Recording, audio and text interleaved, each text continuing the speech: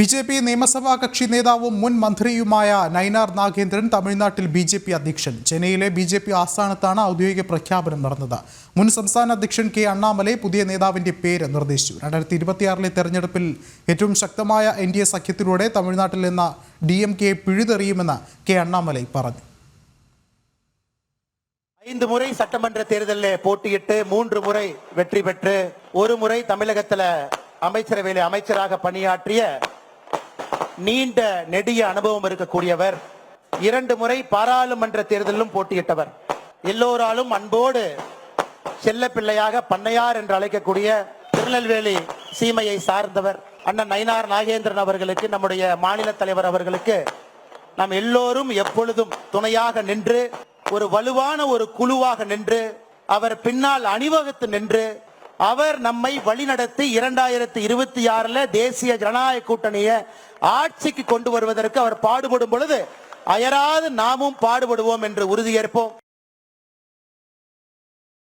കൂടുതൽ വിവരങ്ങളുമായി എസ് നന്ദഗോപൻ ചേർന്നുണ്ട്. നന്ദൻ, തമിഴ്നാട്ടിലെ DMK സർക്കാരിന്റെ അഴിമതി ഭരണത്തിനെതിരെ ബി.ജെ.പിയുടെ ശക്തമായൊരു പോരാട്ടത്തിന് തുടക്കമാവുകയല്ലേ?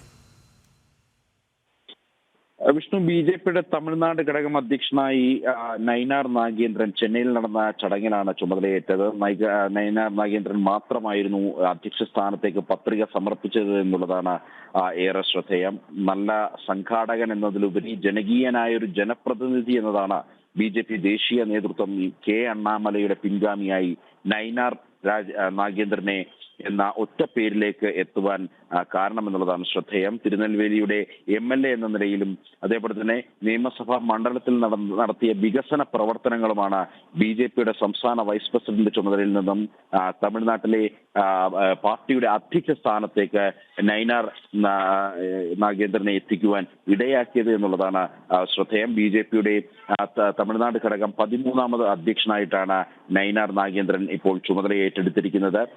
മുൻ മുഖ്യമന്ത്രിയായിട്ടുള്ള ജയലളിതയുടെ മരണത്തിന് പിന്നാലെ AIADMKയിൽ നിന്നും വിട്ട് ബി.ജെ.പിയിൽ എത്തിയത് 2017 അദ്ദേഹം ഇപ്പോൾ നിലവിൽ നാഗർകോവിൽ തിരുനെൽവേലി നിയമസഭാ മണ്ഡലത്തെ പ്രതിനിധീകരിക്കുന്ന MLA കൂടിയാണ്. 2021 നിയമസഭാ തെരഞ്ഞെടുപ്പിലാണ് അദ്ദേഹം ബി.ജെ.പി. ടിക്കറ്റിൽ മത്സരിച്ച് ഉജ്ജ്വല വിജയം നേടാൻ സാധിച്ചത്. ഇതെല്ലാം തന്നെ പരിഗണിച്ച് ബി.ജെ.പി. ദേശീയ നേതൃത്വം ഒറ്റ പേരിലേക്ക് എത്തുകയായിരുന്നു. നൈനാർ നാഗേന്ദ്രൻ എന്നുള്ള ഒറ്റ പേരിലേക്ക്. ഇനി 2026 ബി.ജെ.പി.